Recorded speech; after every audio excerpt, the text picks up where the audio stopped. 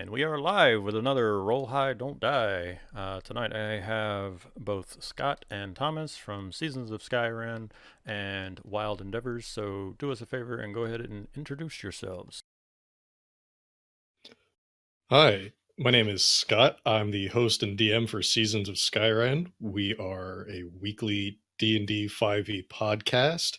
You can catch us every Thursday. We are currently on the back end of our second book. Look forward to seeing how that all ends. You can find us on Twitter at Skyrend Podcast.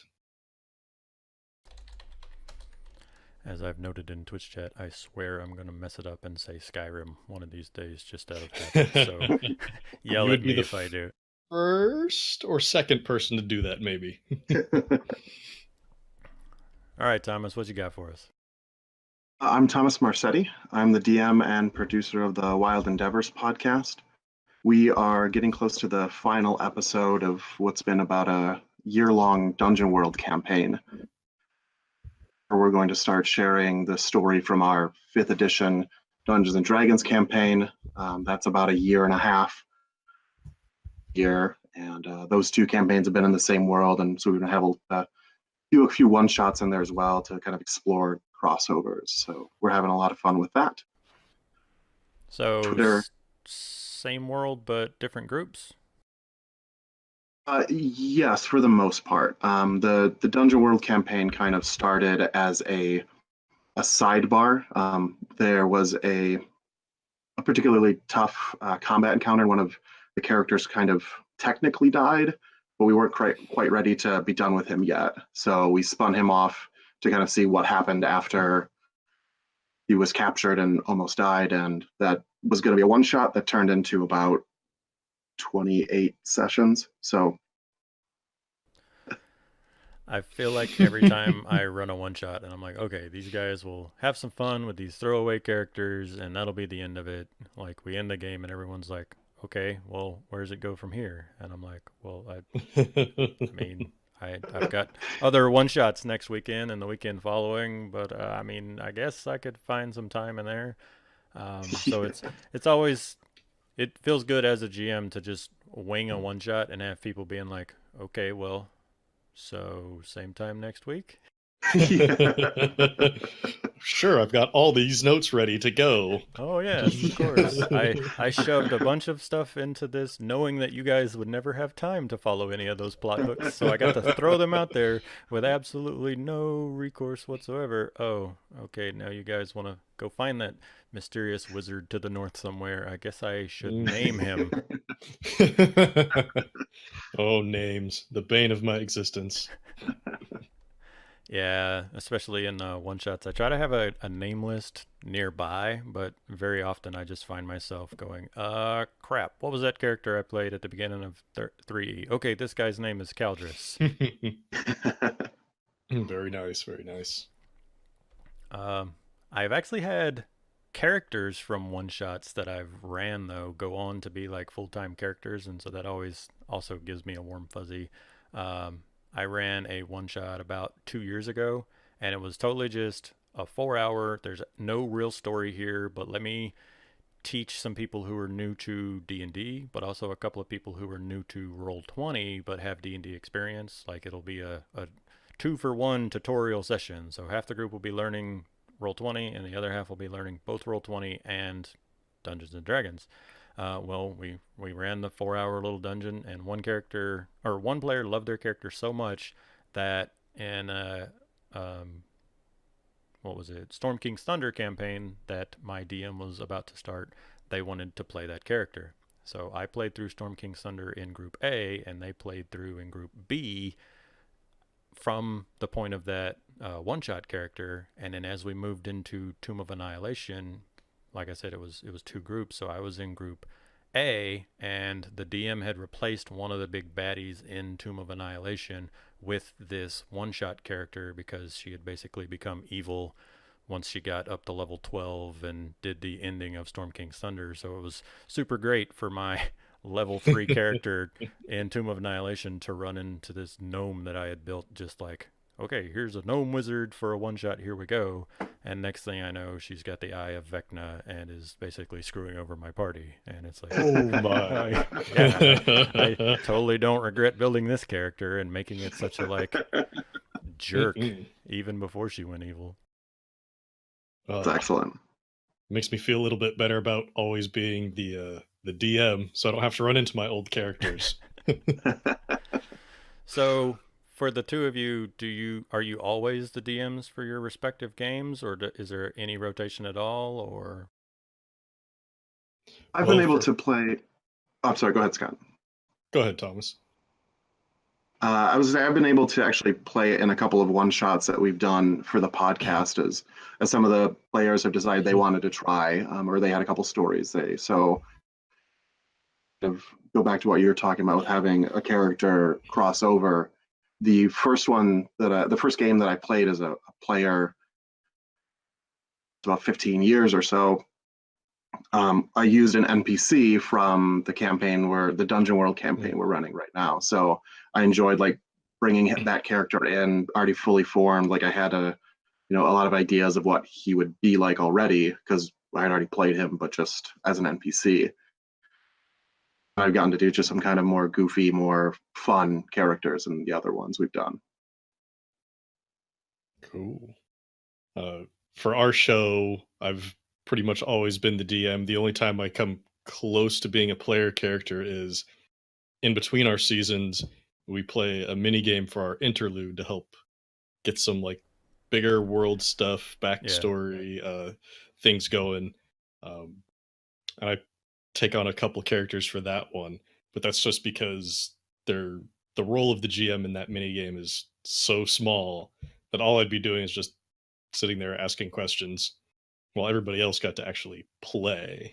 uh, so in terms of mini game, is it like a mini arc, but it's a full fledged game, or is it not quite D&D? Like, is it define mini it's game? I guess. it's a it is kind of still D&D. It's a mini game that we made just for the show. It's called the Glamour. It's this group of basically really rich and influential people out in the world that only come together to discuss like big events. Oh, there's a new resource discovered somewhere. Let's go try to get there first. Or this city's in turmoil. If we plant somebody in there now, we can have influence over it in the long run. So there's this group of about five extremely rich, like Illuminati types, um, basically making big power plays behind the scene. And the roles are all in there just to find out whose plans are going to win. And if there's any Uh-huh. kind of conflict in the group, they can have their personal bodyguards fight it out, or they can just debate it out. It's really leans more heavily on the story aspect and the plot points, so that way when we come back to our regular game, we've got a bunch of new tools to play with. See, that's a thing that's always kind of interested me. Someone ran a game of The Quiet Year.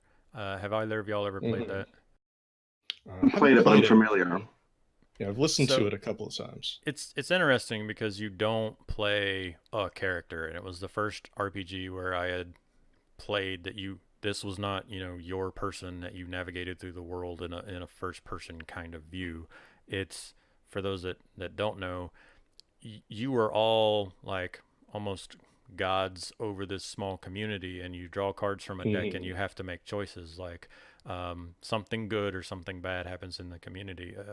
There's a sorry, coughing. Mhm.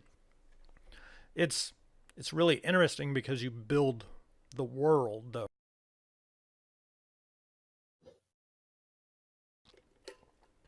I thought I was going to die there. I'm terrible. Glad that's on the Oh, recording now. we're glad Um, you didn't.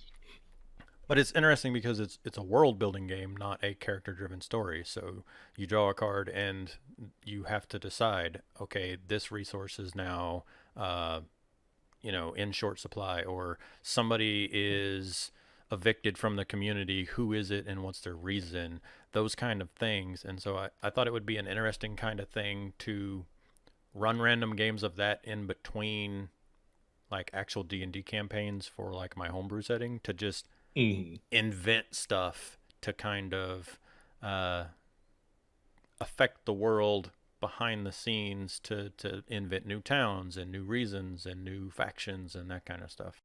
Yeah, it's a kind of was a little bit of the inspiration for doing our mini game as well. Just I want to do something in between the seasons, and it also gave the players a chance to be a little bit more sinister than what they usually are and selfish. So it's a nice break for them too. I swear it's all those gruff voices I've been doing for my one shots that's killing me with the coughing. I have a very specific reading voice apparently that's got a lot of vocal fry into it. And we played a 5 hour one shot last night that was what I thought was going to be a bunch of murder hobos stomping into a swamp to kill lizard folks, and instead it turned into three very small races, two halflings and a goblin, starting a cult around a chicken that they stole from a farm. While a grandpa tiefling druid and a high elf in the terms of the devil's lettuce proceeded to wander through the swamp and make new friends and then eat them. That's fantastic. Standard D&D fare, really. Yeah. We've apparently created our own hashtag at this point because they named the chicken Lord Cluck Cluck, and so I've been getting tagged in hashtag Lord Cluck post on Twitter all day, and it was good times though. That's delightful. I like doing one shots where I grab folks like yourselves from Twitter and go, okay, I've got one person from Legends Die Alive and, you know, the GM of Defenders of Kobold. And so very much like this, where I get GMs from different games together to talk, I like giving forever GMs a chance to play. And so I'll run a one shot and it'll just be, you know, 4 GMs who are used to being the GM of their particular world and just give them a chance to make a level 5 character and murder hobo or, you know, worship chickens or whatever they want to do. And it's always an interesting story because I have about a half dozen one shots ready to go, and I'll just kind of get a vibe for what they want to do and go, okay, this group probably wants a dungeon crawl. I'll run my dungeon. And that's the thing I love about RPGs is I can take word for word the exact same adventure and run it a month later, and it'll be 2 completely different stories. Like the first time I run that adventure, there wasn't even chickens, and now there's a chicken-based religion. Of course. It all depends on how out there the players are going to get.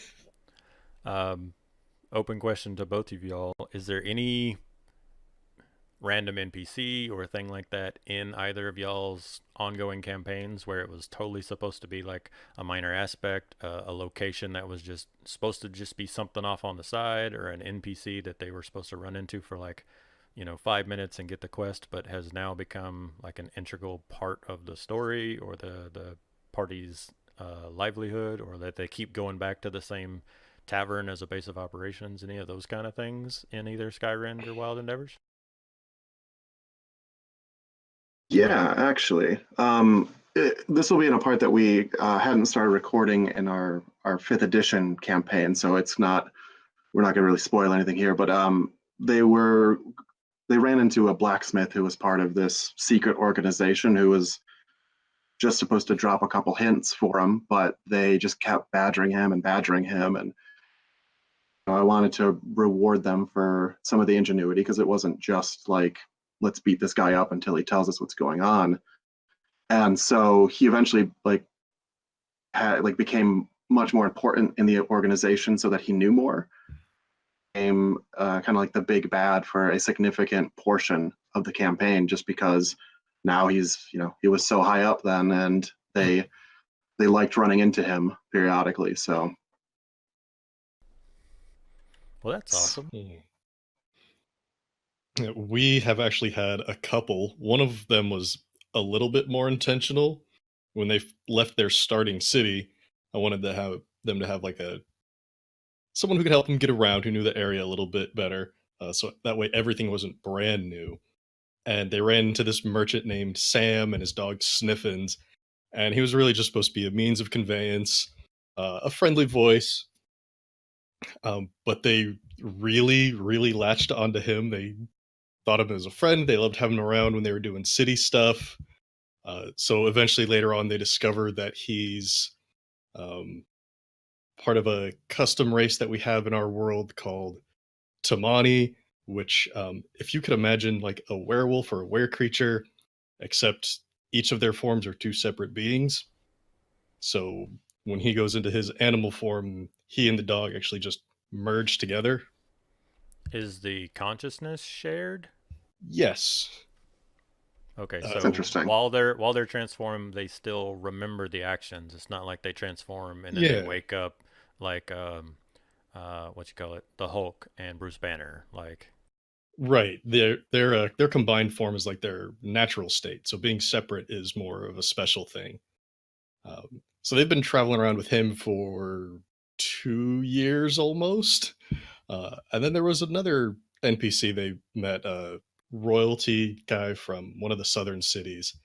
Uh, Real jerk of a character. He's doing very bad things in his city. He's like forcing changelings to stay in one shape and use them as like clones of himself. Uh, ooh, Very bad stuff, but they pissed off a handsome god. Jack. Yeah. But they ended up pissing off a god, and the god said, "No, take him with you, keep him safe." So they begrudgingly accepted him and his suit of armor companion, just following him around everywhere. Until very recently, he was kidnapped by some pirates, and the players are quite all right with that. Convenient in the terms of plot. hmm Okay, so that brings up an interesting question. For the two podcasts, how often to homebrew are you? Clearly, Skyrend has custom races, but hmm otherwise, are you mostly by the books in terms of rules, or is there certain house rules that are just default for your setting or your podcast? Is there like how true to the book versus off in the weeds are both the podcasts for anyone that's not listened yet? Starting with Thomas. Right now we're running mostly the dungeon world stuff, and that is the world is completely homebrewed. The gods from the Forgotten Realm setting because we started in fifth edition, but Right. we stuck to the rules as best we could, mostly because we had never seen the system before we started playing it. So I'm sure early on we were horrible about it, but we really didn't homebrew any of the rules until um, a couple sessions in, and that was just kind of one special ability. As far as like the locations and lore and stuff like that, that's been just kind of building up more along the lines of with our fifth edition campaign. Gotcha. For us, as far as the rules go, we are mostly sticking with the book.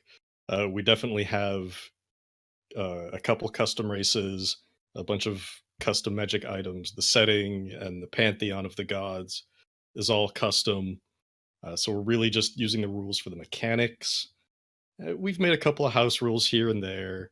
Like our bard is allowed to use their bardic inspiration on themselves, so long as they're on good terms with their loot. They have a they managed to get a sentient loot. So as long as they're on good terms, the loot will be basically casting it on them. Just because it's more fun. There's only 3 players, and it's a nice little addition. Right. Uh, Other than that, it's Absolutely. really just if it becomes necessary to bend a rule, we do. I I'm very much a rule of cool kind of person. I don't completely disregard the rule book by any means, but if it's not going to be a benefit, especially for like one shots, I'm not super going to worry about encumbrance. I'm not going to make people count arrows. A lot of those shorter kind of Yeah. games, like if there is no benefit added to that thing, then I don't stress it too much. But if we were playing Tomb of Annihilation and we were heading out into the jungle and resources were part of the feeling, then I am more inclined to include those things. But a lot of mine are more casual, mostly because I just run so many one shots. Mhm. But for my longer games, kind of in the same realm as you with Skyrend. Um, I haven't I haven't homebrewed any races or gods from the ground up yet. but I do make little tweaks here and there, and I'm not afraid of doing little things. Like the last one shot that I ran, I told everyone, you know what, I welcome crazy class race combinations. You can take one of your ability score increases from your race and put it in any stat you want. So if you want to make a half orc wizard, you can take your +2 strength and bump it over into intelligence. Like, let's see what we got. And so I got more weird builds like halfling barbarians and stuff like that, just because even when people aren't trying to min max, they still kind of lean that way just out of habit, especially in a one shot game. You don't want to be a completely broken character that doesn't function just for the lulz. Right, right. But you mentioned the custom pantheon. Is that something Yeah. that you as the GM kind of wrote up, or did you work with the players? Because I know that's always an interesting thing from me, because I tend to be clerics a lot just because I love the class in both 5e and 3.x. Um, but I end up getting in homebrew games and I go, okay, well, what pantheon are we using? Like Forgotten Realms, or like you got something custom? And the GM has something custom. They just haven't got around to figuring it out yet, if that makes sense. So I end up doing a lot of the legwork too. Yeah, well, for us, I basically built all the framework of it, like the skeleton of the Pantheon on my own. We've got 35 custom gods. There's one for every race, and then there's 5 others that are a little bit more broad, covering things like death or earth or something like that. Um, but when it comes down to how people specifically worship or get their power from these gods, kind of let that be more open to the players if that's actually important to their characters. Right. We've got a monk who worships death, uh, so a lot of it was just he and I talking. What does this actually look like for someone in your order? Like, is it brutal? Is it more honorific? Is it calm? How does your god interact with you or your order on a daily basis? Things like that. Yeah, that makes sense. Just because I think it helps them kind of Have fit their own yeah. character a little bit better. They also have more buy-in, kind of. Yeah. If they had to choose, here's the list of 10 things, pick on the list 1 through 10, and they look and go, okay, well, 8 fits me the most, I guess. But if they can start with a framework and then fill in the gaps and own it, they as a player and as a character get more invested into the story. Yeah. Yeah. It's definitely been helpful there. Um, Especially after I took any of that good or evil alignment away from the gods. Some people don't want to worship an evil DM. They want something a little bit more neutral. And, you know, That's if always death. been an interesting point for me, and there's all kinds of fun conversations we could have about the alignment chart and stuff. That's another back Mm. to the homebrew or house rule thing. The first thing I do is basically throw out the alignment chart, um, unless I'm dealing with absolutely brand new people, because yeah, alignment chart can help new people kind of understand, well, like, this is the kind of person you are. But I feel Mm. like most of the time people sit there and go, they make choices based on the fact that they are X, instead of realizing that X is kind of a summary of their personality and choices so far.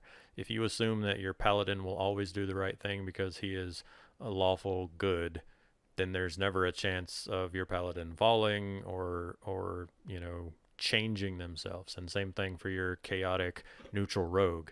If you always make the chaotic neutral choice, then that person's never going to grow, to become, to respect the law more, or to become more of the good character, like, Mal from Firefly, and become chaotic good instead of chaotic neutral. Like, if you always make the choice based on what's written in one block, your character's not going to change. You're going to be the same character at level 15. You're going to make choices the same. Right. Yeah. I like using it as a good starting point. Like, where's Right. your character at the start of the adventure? Right. And then, if you need to change that a little bit as you go ahead and do it. That's part of the leveling up process. Yeah. I remember the first time I was in a group, and the GM was like, "Okay, well that choice you did just ticked you over into." I think the person went from lawful neutral to like true neutral, or true neutral to chaotic neutral, and they're like, "Wait, Mhm. what? You're changing my alignment?" And the GM's like, "Yeah, alignment is, like I said, a summary of your choices, and you're kind of being an asshole. So here's your new asshole tag."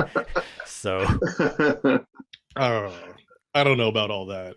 I mean, yeah, no, definitely I'm change the just way NPCs interact with your characters. If you're yeah, known to be an asshole, yeah, people are going to treat you poorly.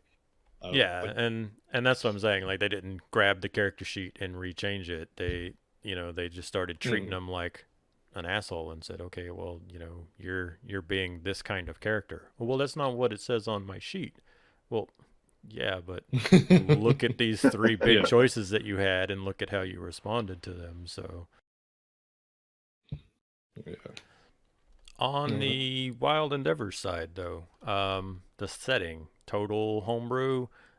Did you, as the GM, write all of it? Was it a sandbox that the players had buy into? Where do you sit on that side of things? The setting began as completely just me and me, creating and really only at this point, we really only created the one land. And I mean, it's about the size of Russia, so it's got some room to move around in there. Then during character creation, I kind of told like, here are the cities that I've got established.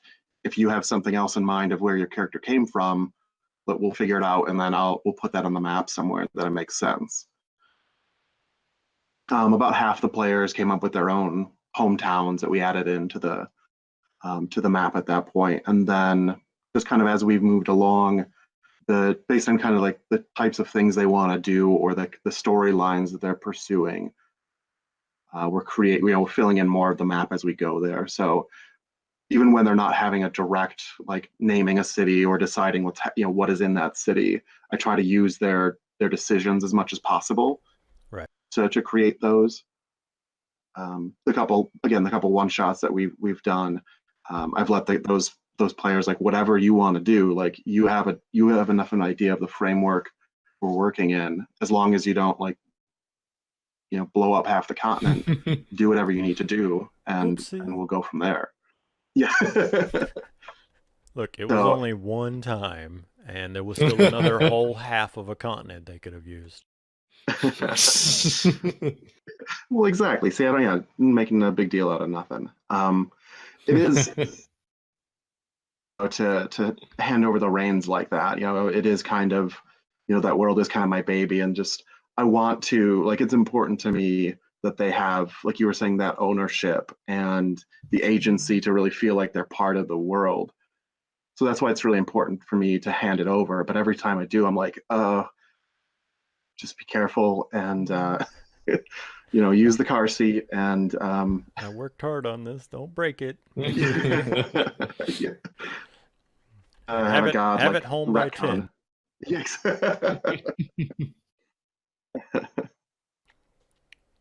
So, another question, I guess.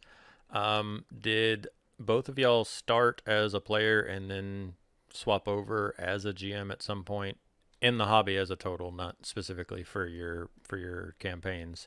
Or like I guess I'm asking, how did you guys get started? Was it as a player for a little bit and Mm. then taking up the GM role, or were you the person where you and your friends got together and you drew the short straw or whatever it was, and from the get go you've been a DM? Yeah, I it think started as a player. This was back. This would have been. It was in high school for me, so it was probably almost about 18 years ago now. And a friend's older brother wanted to run a game for us. I don't know if he wanted to or he just did. Liked it, but then he didn't want to keep playing with a bunch of kids because he was too cool for that, understandably.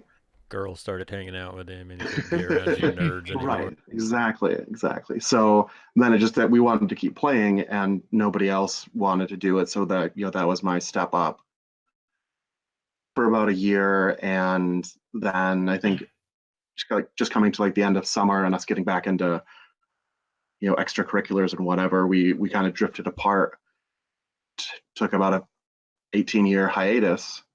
And then this current group, we were coworkers. So having burritos at lunch one day, and he started watching Critical Role, and we started talking about D&D, and I said, well, I could do something like that if you guys were interested. So I put together a Walking Dead style adventure because we were all into Walking Dead at the time, and they had a blast with it. So they said, let's try the dragons then, and so. And the rest is history.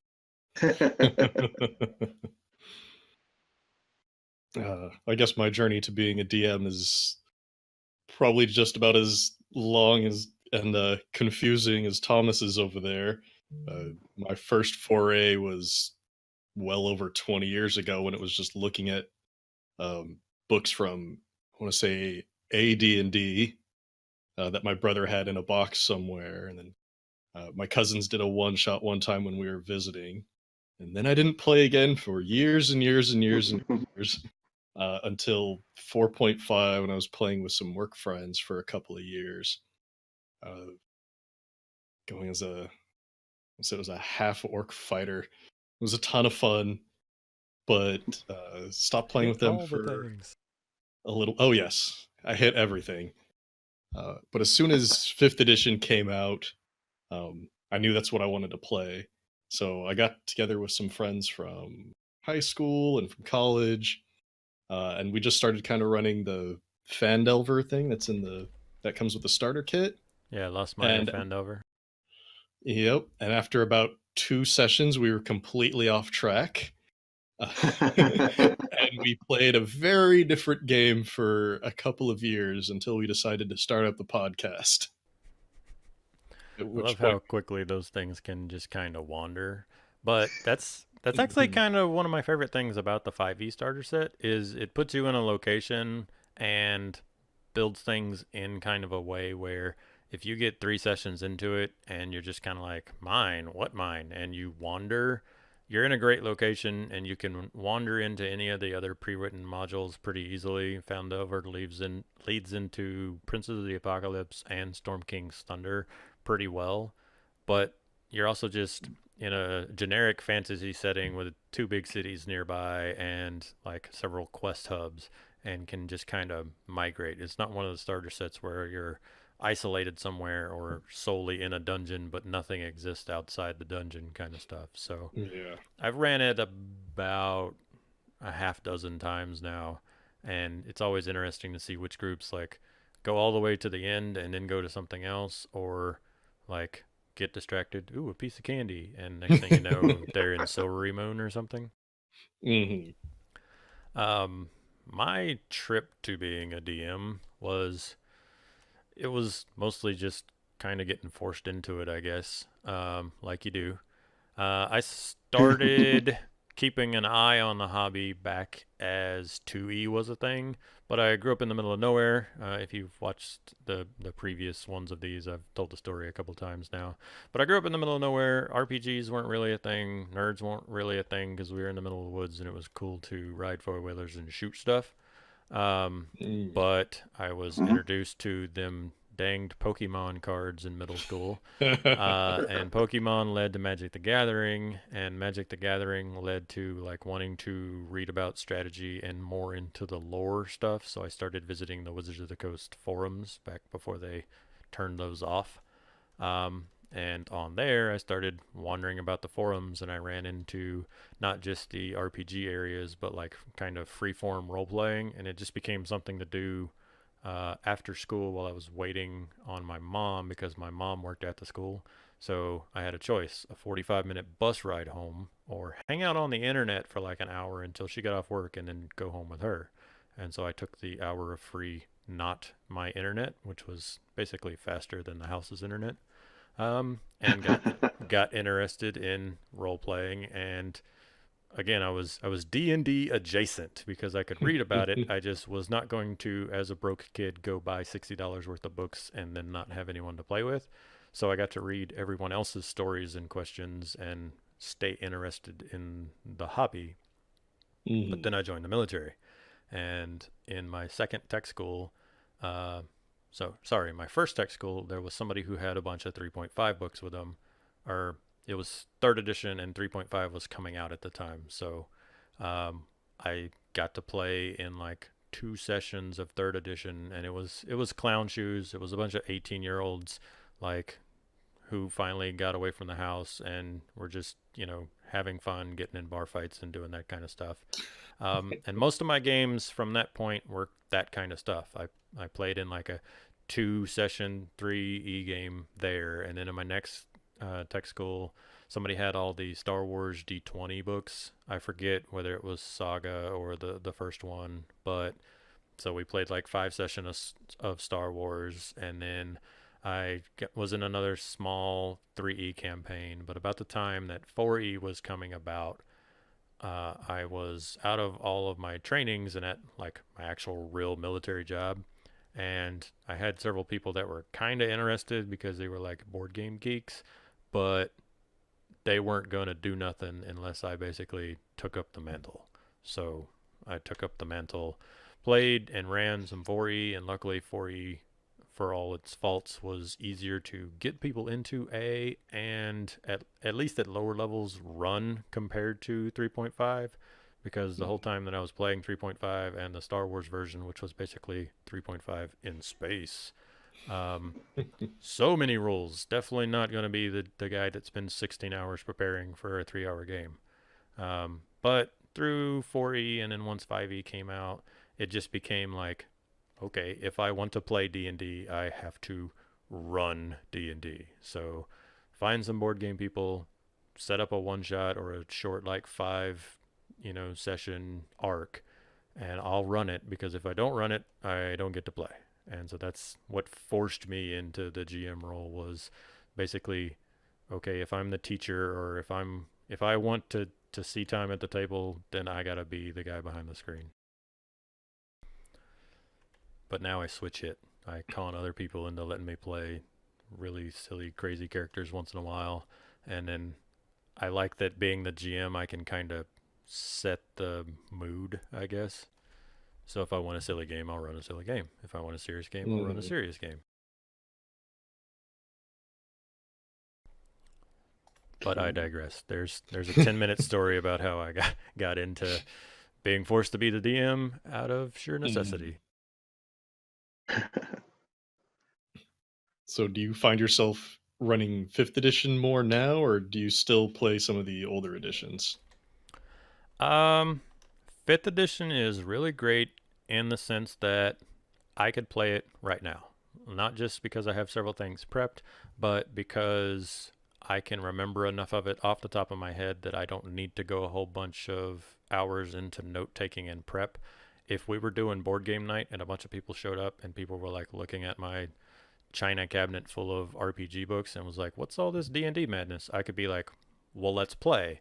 And I could sit down right then and walk everyone through character creation, or just hand them pre-gens, and we could play right now with no prep and without like people having to do homework before they come to the table. Um, Yeah. with that said, I still like bouncing laterally across other current systems like Fantasy Flight Star Wars, Genesis. I haven't got to play it, but I'm like building stuff and preparing in it.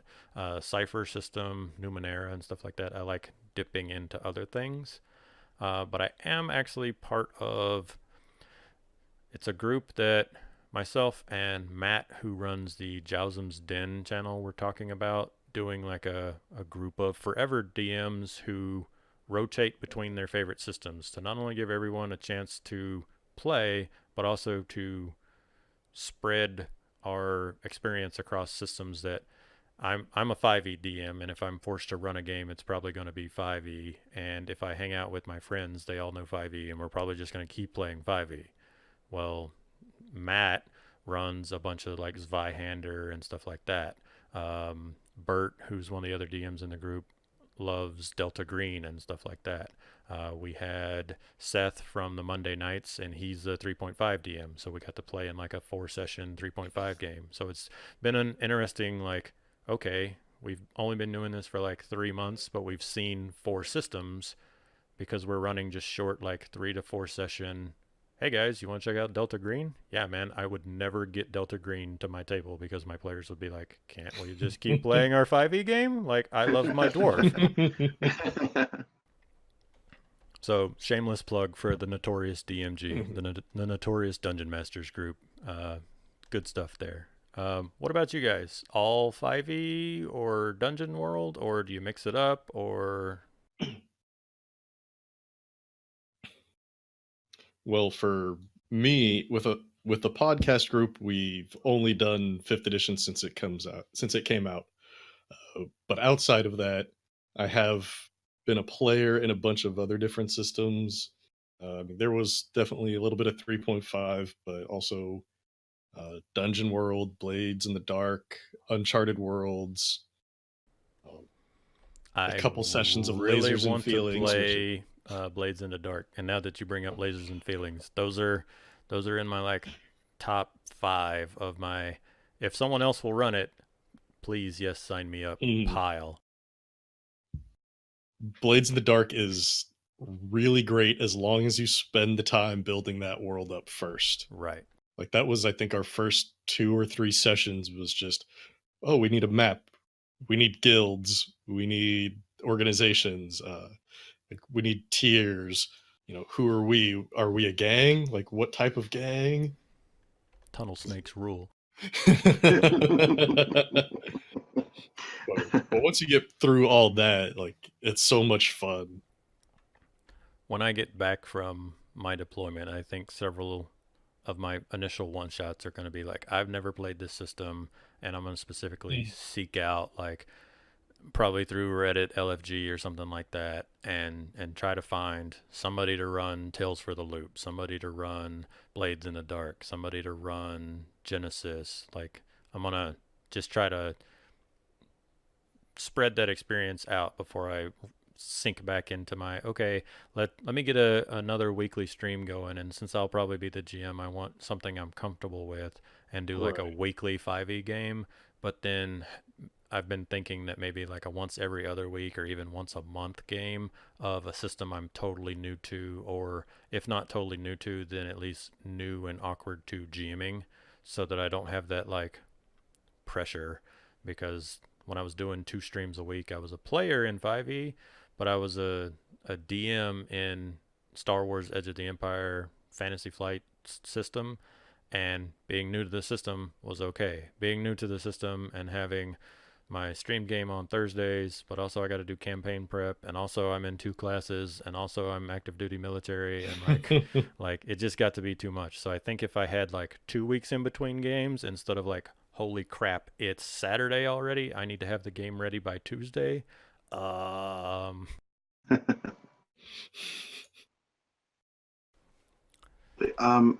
We, for the most part, have been playing 5th edition, and then this, our one little foray into Dungeon World, which, given the chance, I would definitely would want to play that again. I really enjoyed the creative and narrative-driven approach that has.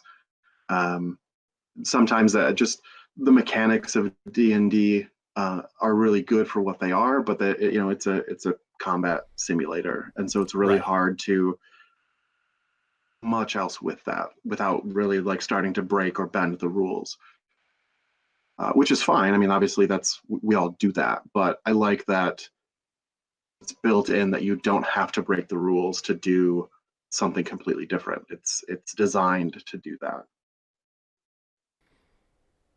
I like that it was just it's so easy to start. You're talking about like just how quickly you can jump into something. Right.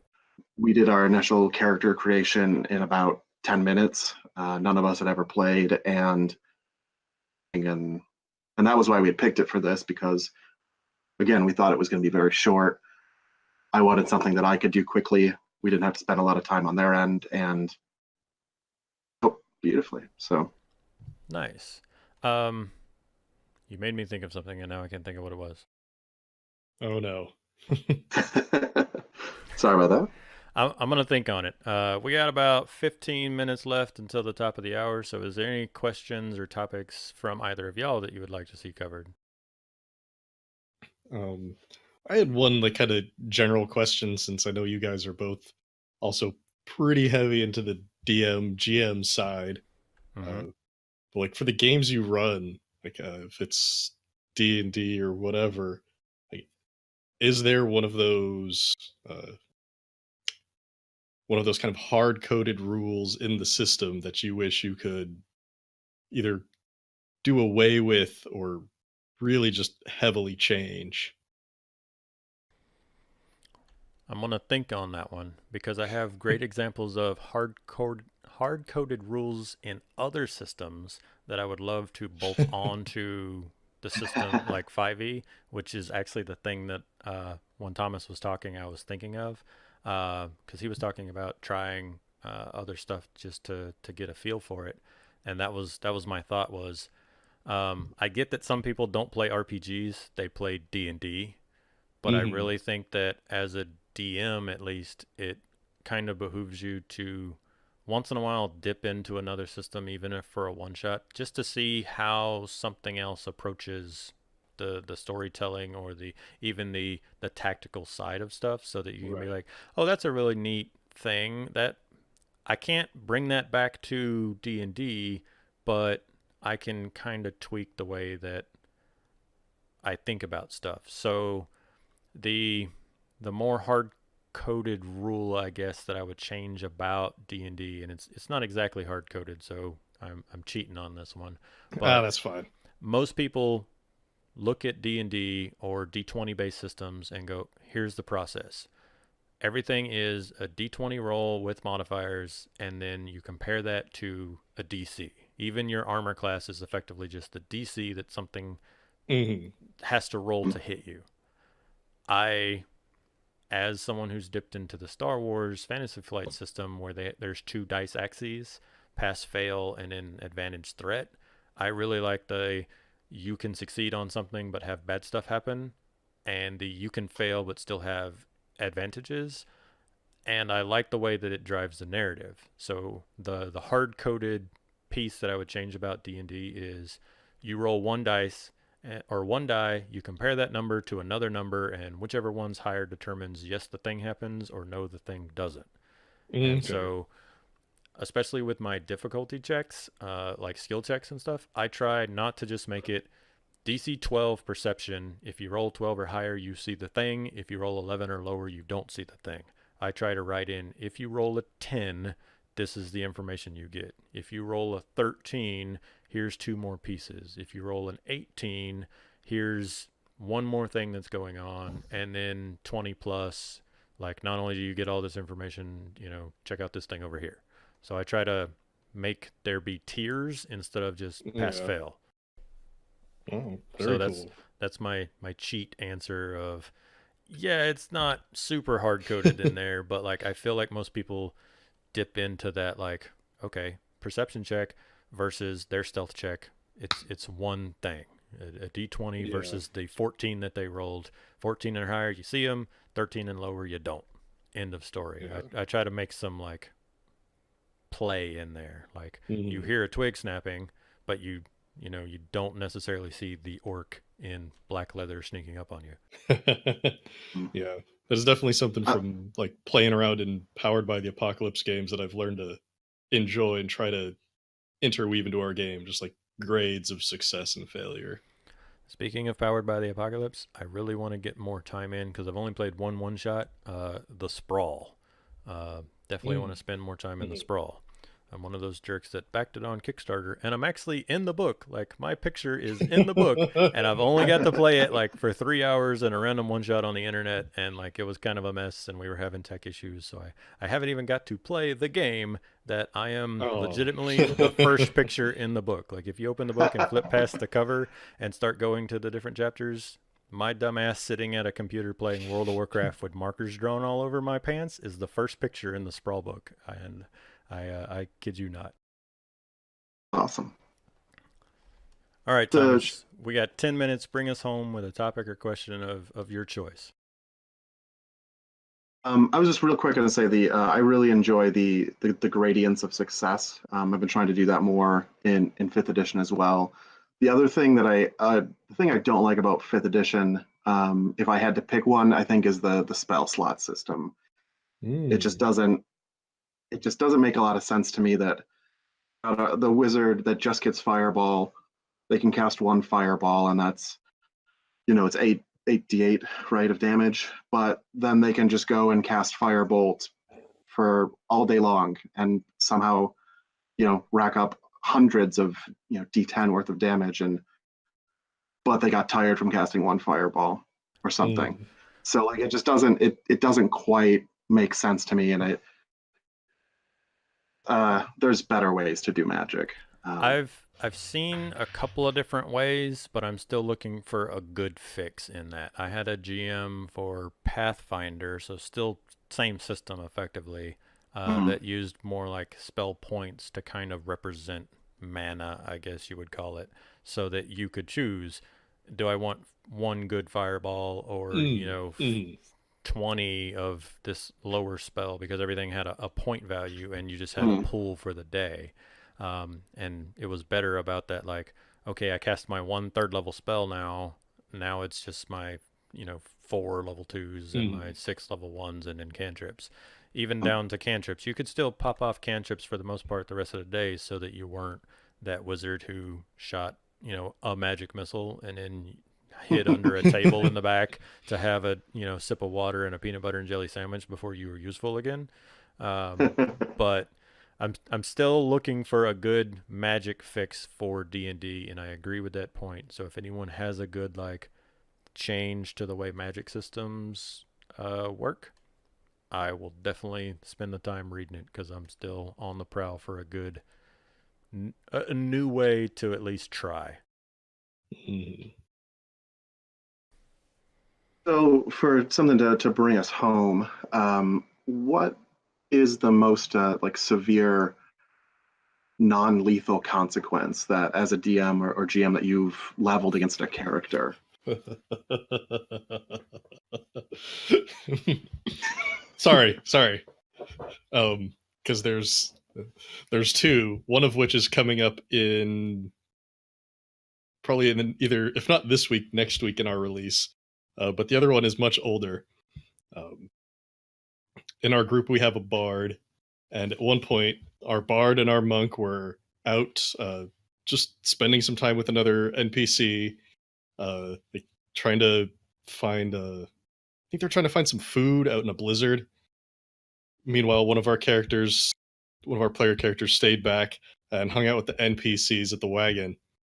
Um, and the one who stayed behind was our rogue, who's a little bit paranoid about things going wrong, so always sets up like traps and has lookouts and things. So, in order for our bard and our monk, when they were coming back, they wanted to let our rogue assassin know that they were friendlies coming back. Decided, you know what? I'm gonna just play a song, like pull out my lute. It's their dad's old lute that was handed down to them, and just play a little something that they'll recognize. But since they had been out all day in the blizzard and they were tired, they had marched like a few extra hours into the night. It's like, okay, do a performance check. I'm gonna give you disadvantage because of the conditions. And our bard rolls 2 1s, It's double crit failing on the thing.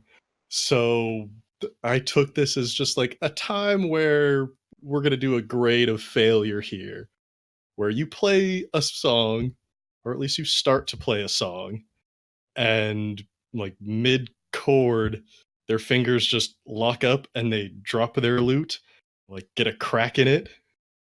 So that way, like they can't play it until they get it repaired. There's this old like family item, like had a lot of nostalgia for them, and they dropped it playing a song to their friend.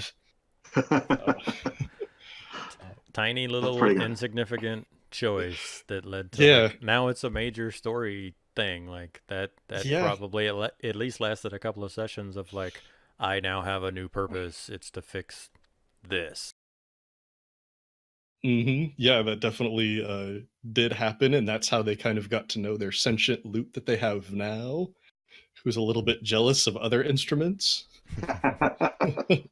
And the other one we have coming up, I won't spoil too much, but a spoiler, they try to drain magic from this very big natural raw magic source, and things don't go well.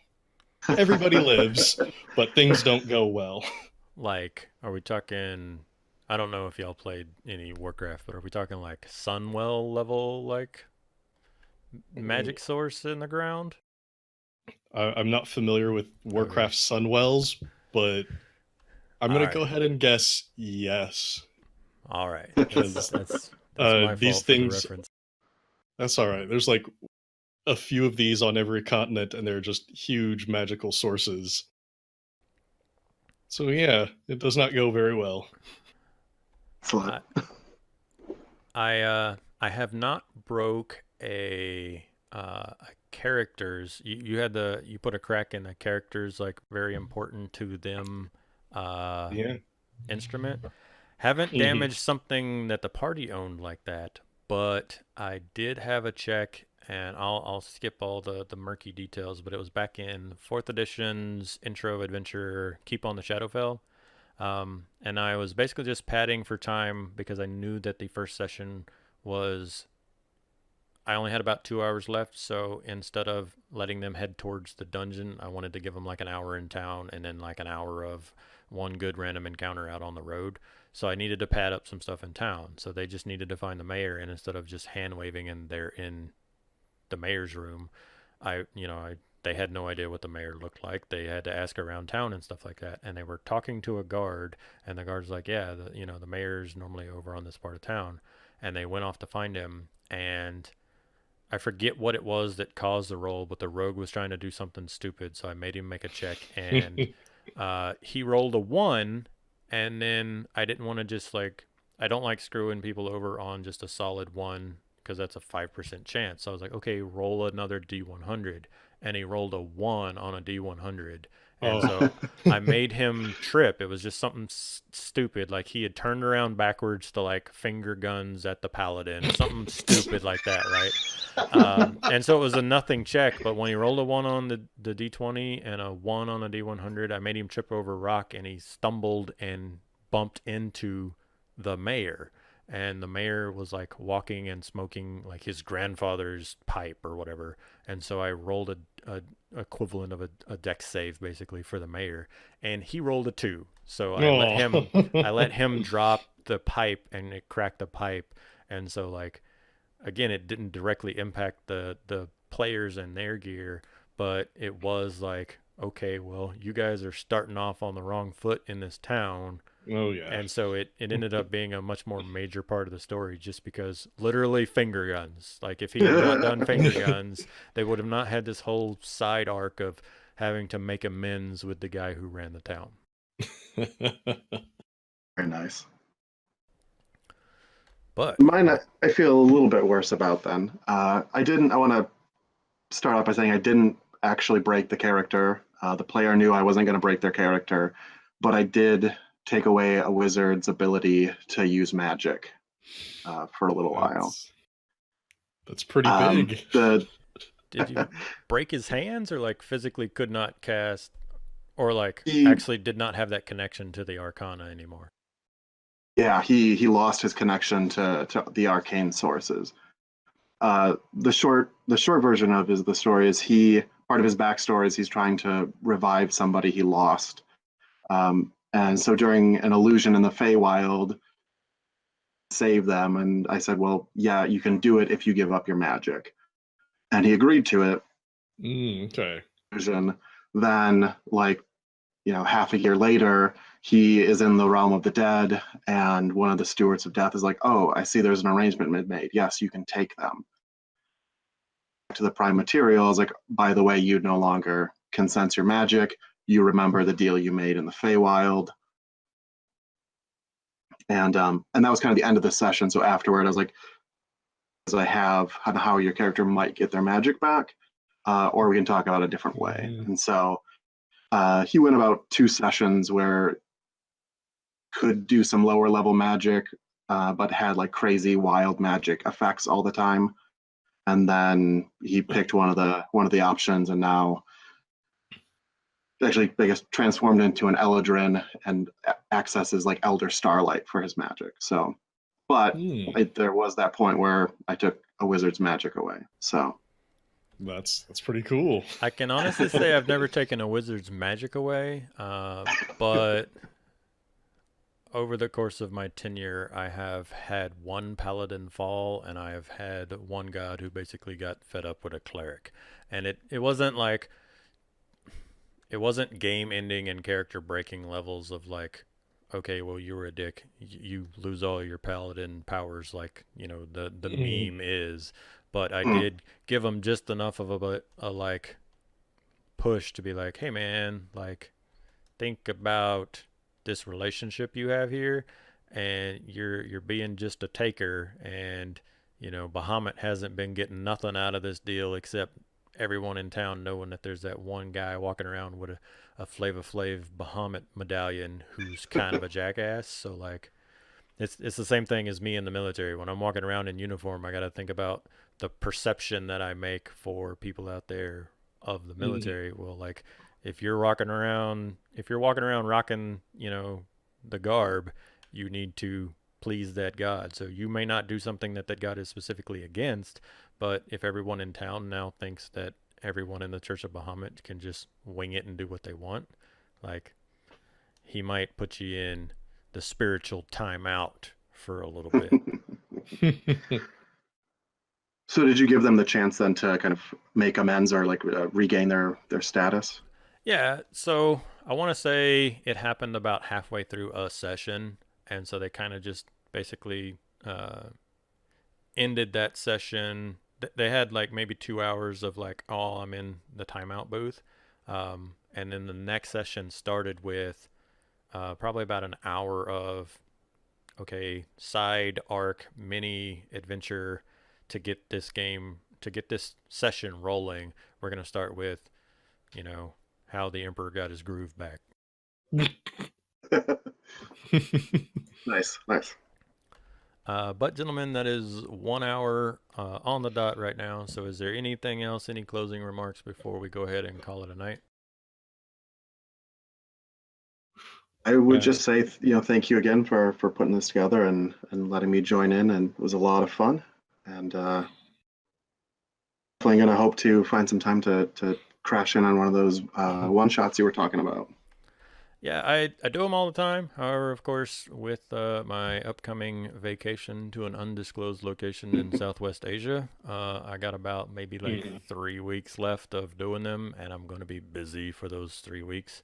Sure. But once I get back and life is kind of settled, the missus is currently expecting, and so as I get back, I'll be like dealing with that whole like hooray baby now. But Mhm. once life is sorted, I want to get back into my groove of doing things, and like I said, I'll probably be starting it off by jumping into some one shots and kind of finding my pace again instead of like I haven't played D&D in a year, full campaign, here we do it. So I'll probably be looking to start them up again, and I will start with my random Twitter friends and followers instead of like what can I find on Reddit for a bunch of people I've never met before. Mhm. Sounds really cool. Yeah. It would be certainly a lot of fun to do a one shot once schedules are aligned. Um, Other than that, yeah, thanks for having me on. Let me talk a little bit about the show and my thoughts on being a DM and everything. Other than that, yeah, you can find us on Twitter at Skyrend Podcast. Keep an eye out there before the end of the month when we will have a pretty big announcement, hopefully. Ooh. I do have both Ooh, your tease it. Twitter names on the little overlay I built here. I know y'all both have your sites. There wasn't a clever way to fit them both on because y'all use different sites. But I will include them in the description, both on the Twitch VOD, and this will go on YouTube in about 48 hours. And so I will make sure that there's not anything aside from just your Twitter handles and your site links that are listed on your Twitter profiles. If there's anything else y'all want me to include, drop them in the channel we're using on Discord. And other than that, both of you guys have a great night. All right. Thank Thanks you. so much You for too, having sir. us. Have a great one, guys. And thanks for listening and all the follows, everybody. We're out of here.